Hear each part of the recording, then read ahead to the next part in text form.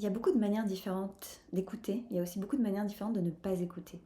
Et ici dans la paracha Vaïra, on voit alors que Moshe est finalement prêt à aller parler à Bnei Israël pour leur annoncer la promesse de leur libération future, parler à Pharaon pour lui demander de libérer les esclaves hébreux, eh bien personne ne l'écoute. Est-ce que c'est le même type de non-écoute? Pour le maître chassidique Méachiloir, certainement pas. Et il convoque le Midrash Tantruma qui nous dit il n'y a pas de valeur dans le bois d'acacia, seulement dans les épines. Est-ce que ça veut dire que les épines sont meilleures que le bois d'acacia? Certainement pas. Ce qu'il est en train de nous dire, c'est que par contraste, quand on regarde les épines, c'est ça qui donne la valeur au bois d'acacia. Et ici, ce sont ces deux types de bois, ce sont des métaphores pour le pharaon et pour Bnei Israël.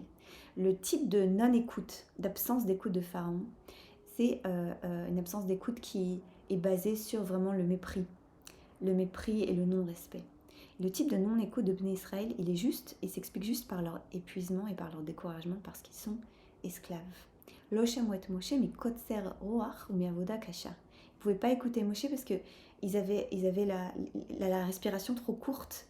Ils étaient à bout de souffle, littéralement, et ils travaillaient trop dur.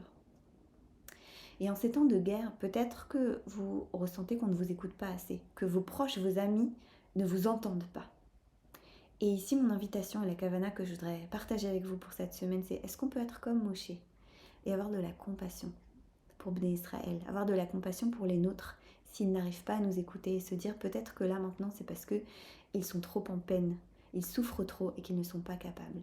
Et est-ce qu'on peut comme réponse apporter aujourd'hui la réponse de la compassion? Shabbat Shalom.